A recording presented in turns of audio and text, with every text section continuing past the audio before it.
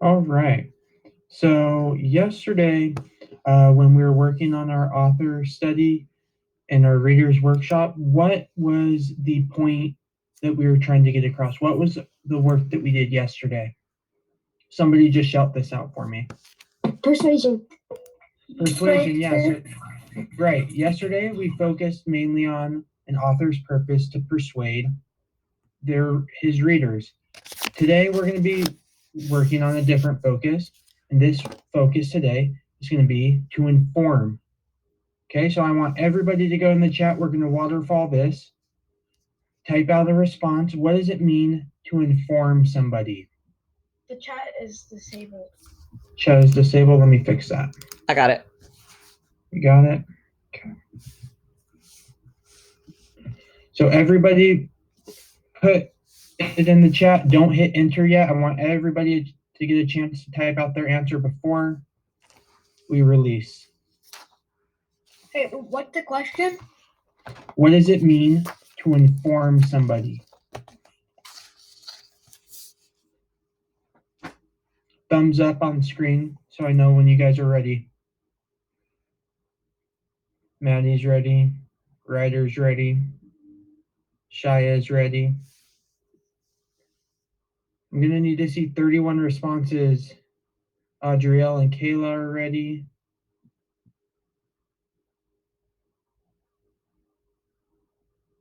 Vera, do you have a question or are you ready? Okay. All right, looks like everybody's about ready. Go ahead and hit enter. Let me see what it means to inform someone. Julian says it means to tell someone. Nicholas, to tell them something. Daniel says inform means to tell information. I got a lot of responses. Looks like a lot of people have very similar ideas. That means to tell someone something or some sort of information. Good. So today, I'm going to read you guys another story.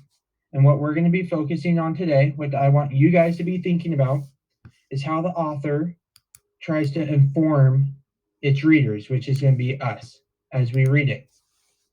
So the story that I have today is entitled, Thank You, Sarah.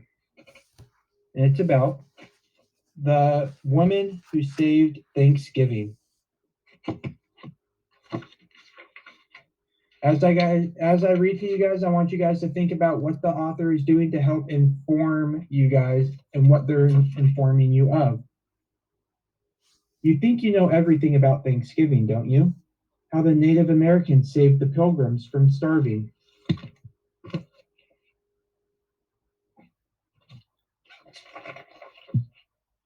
How the Pilgrims held a big feast to celebrate and say thank you.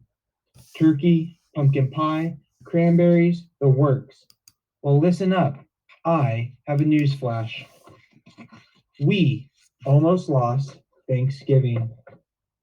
Try and get the pictures up. Didn't know that, did you? It's true. Way, way back when skirts were long and hats were tall, Thanksgiving was fading away. Sure, the folks up in New England celebrated it. They'd roast a turkey and invite the relatives when the harvest came in, but not in the South, not in the West, not even in the mid-Atlantic states. More and more people ignored the holiday. Thanksgiving was in trouble. It needed a superhero. No, no, not that kind. Thanksgiving needed a real superhero. Someone bold and brave and stubborn and smart. Thanksgiving needed Sarah Hale. Now, I know what you're thinking. She doesn't look like a superhero. She looks like a dainty little lady. Never underestimate dainty little ladies. Sarah Hale was every inch a superhero.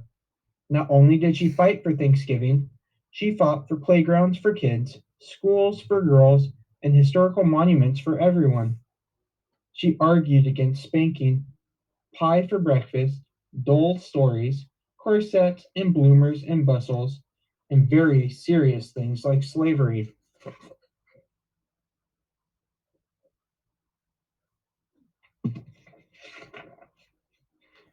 As if that weren't enough, she raised 5 children, wrote poetry, children's books, novels, and biographies, was the first female magazine editor in America, published great American authors like Henry Wadsworth Longfellow and Edgar Allan Poe, and composed Mary Had a Little Lamb. How did she do all these things? She was bold, brave, stubborn, and smart. And Sarah Hale had a secret weapon, a pen. I want you guys to stop and think, how could a pen be considered a secret weapon for Sarah Hale? Let me see some hands. I'll call on a couple people. Daisy P. So it could help her because she could like write to people and like tell them about it. Yeah, that could be one. Yeah, that's a good reason. Let me get one more. Kalia, give me one. She can use the pen and write to people and convince them to bring back Thanksgiving or whatever. Yeah, that's very similar to what Daisy said. I agree with both of you. Let's keep reading and see if you guys were right. And also, before I keep reading, I want to say, I know a lot of you guys are paying attention, but there are some people that I'm noticing in chat that are still fooling around.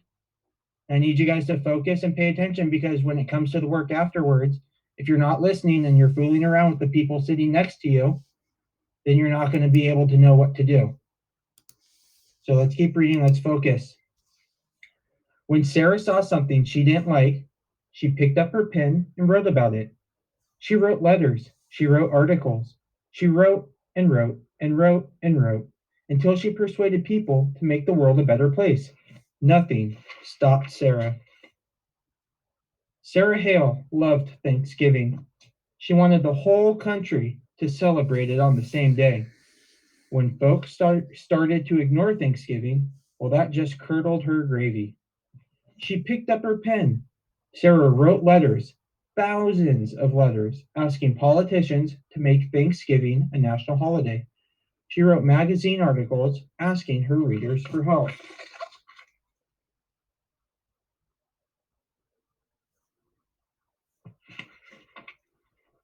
The women of America listened. They put down their babies, their hoes, their skillets, and their washing. They picked up their pens and wrote.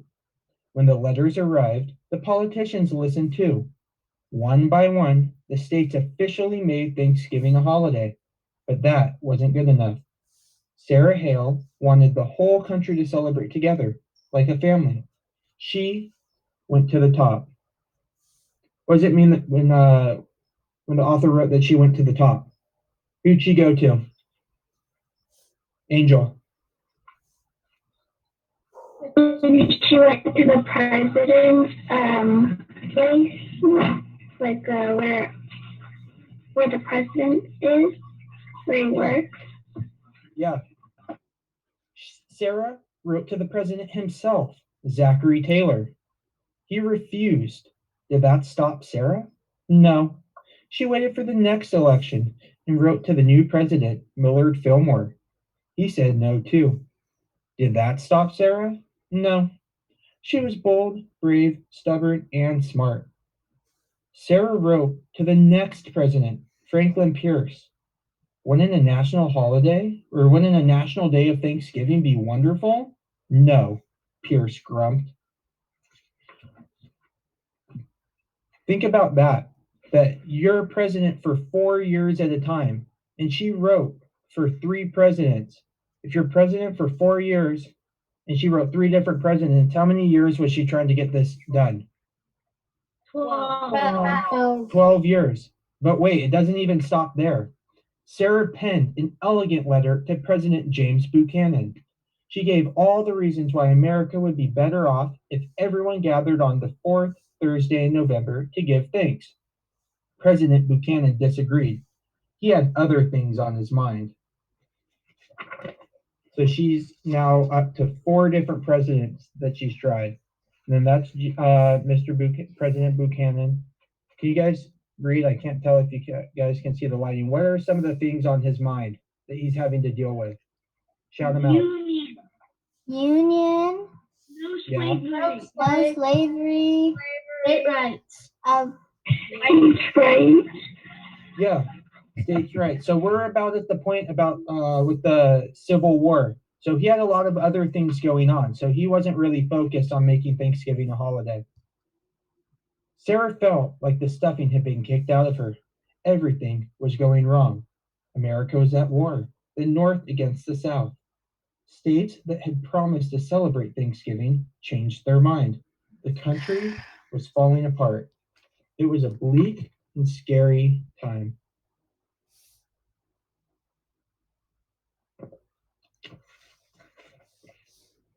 Did that stop Sarah? No way. Nothing stopped Sarah. Superheroes work the hardest when things get tough. She picked up her mighty pen and wrote another letter, this time to President Abraham Lincoln. America needed Thanksgiving now more than ever. A holiday wouldn't stop the war, but it could help bring the country together. She signed the letter, folded it, and slid it into an envelope. She wrote Mr. Lincoln's name and address on the envelope and stuck on a stamp.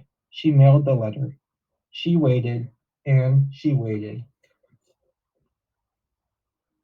And then Lincoln said yes. Lincoln said yes.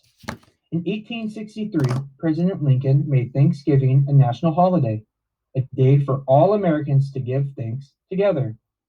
It took Sarah Hale 38 years, thousands of letters, and countless bottles of ink, but she did it. Nothing stopped Sarah. That bold, brave, stubborn, and smart lady saved Thanksgiving for all of us.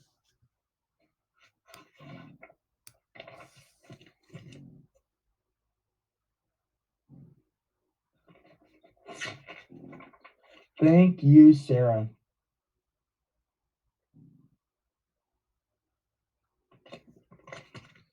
So, raise your hand, put a thumb up if you learned something new that you didn't know before reading that book. Some of us already read that book. So, Alexandra, you remembered every single detail from that book from the first time you read it? Kind of. Well, then what we're going to do, I'm still going to have a little project for you guys, a little assignment that we're going to do right now. I'm going to share my screen. Let me drag this over. All right. So, what I want you guys to do, it's in the Quibbler Reading Google Classroom Hub. We're going to click classwork. You're going to all go down, or if you're at the top, you're going to go down, and under Reader's Workshop, you're going to see a To Inform Jamboard. Okay? Once there, you can pull it up, and we're going to have a question. I'm going to pose a question to you guys. I'm going to wait. I should see 30 of us in there. 33 if Mrs. Hasselbart joins us. But I want everybody to get here before I explain what we're doing, because I want everybody to be ready to do so.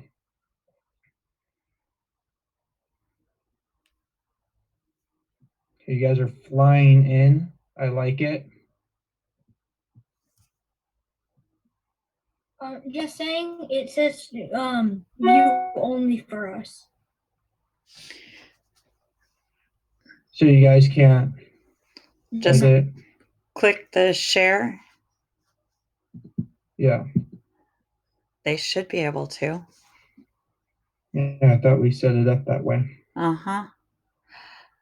If you're not in your Google account, it won't. So sometimes if you're not on Google Chrome, it won't. I'm on my Chrome and my Google account. Me too. Hmm. Me too. I'm not in my Chrome. I'm on my Google account and it's still not letting me. Going to be a pain today. Yeah, Let's be only. it shouldn't be an issue. Okay, click that on where it says viewer, click it and switch it to Yeah. editor and see if that changes it, which is strange.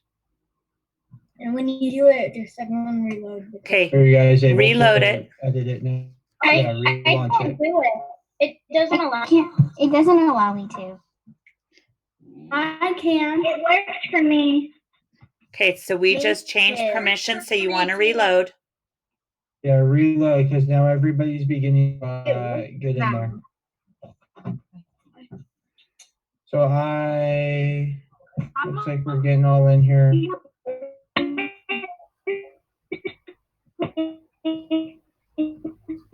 All right, everybody mute real quick. No writing on here. Let me just explain what we're doing. I should see no laser pointers.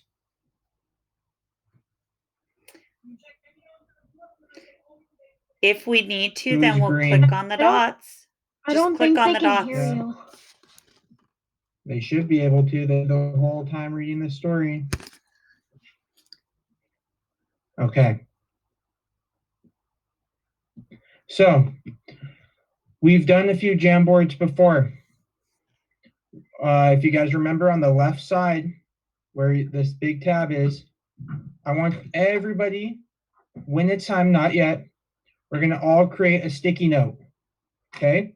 Once you create your sticky note, you can change your color, but the first thing you do is put your name. I do not want any anonymous sticky notes on here because I want to make sure, because I'm going to go through afterwards and make sure that everybody has a sticky note once we're done here. Okay? What you're going to do is write one piece of new information that you gathered from this book. Remember, our focus today is to hear what the author was trying to inform us of.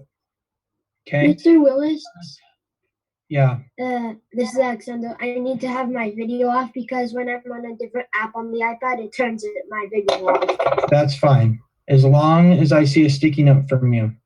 But like I was saying, we're trying to learn about author's purpose of informing.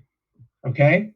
So there is a lot that we took in from that story. There is a lot of new information that I'm sure you guys were given throughout the story.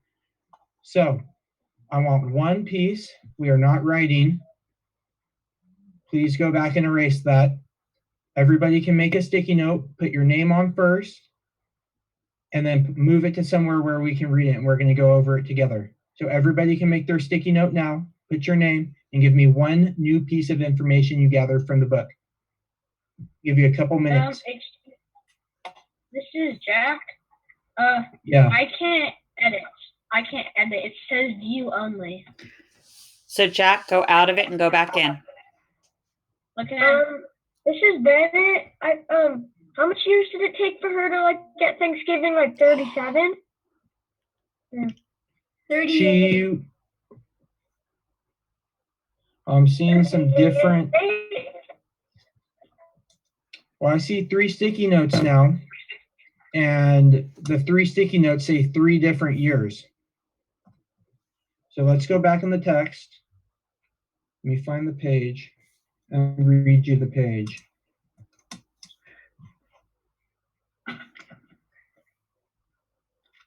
In 1863, President Lincoln made Thanksgiving a national holiday, a day for all Americans to give thanks together.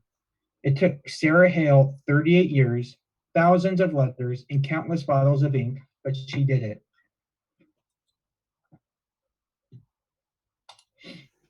So if you need to re-edit your sticky note to make sure that it makes sense, then do so.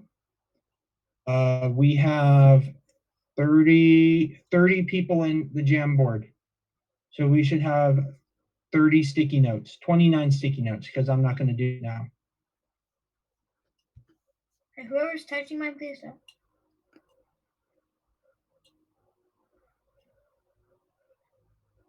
I see a lot of people saying how many years it took.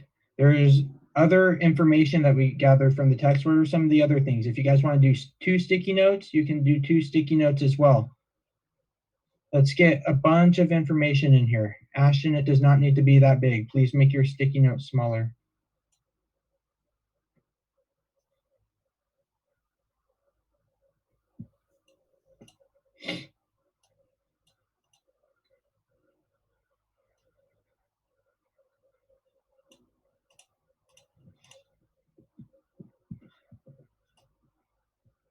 Well, 4, 8, 12, 16.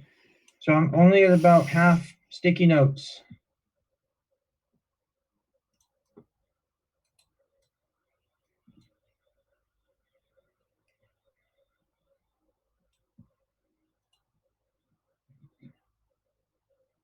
Alexander McCormick, I do like that you put your sticky note in a complete sentence.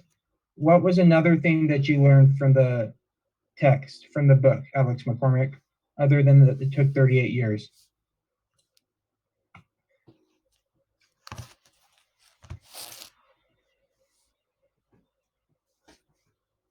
Mr. McCormick?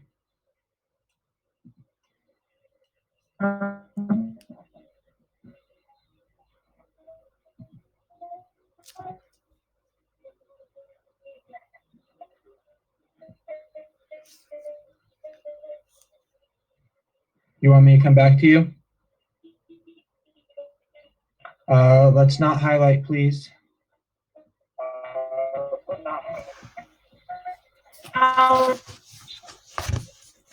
Okay, I think he's having some internet issues right now.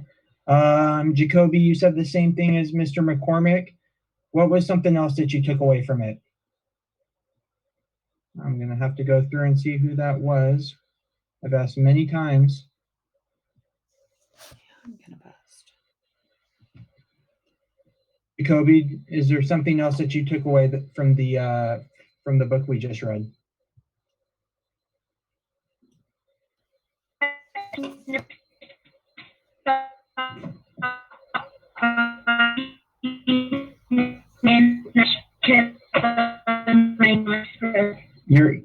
Your mic is lagging behind a little bit. Put it in chat and we'll go over that.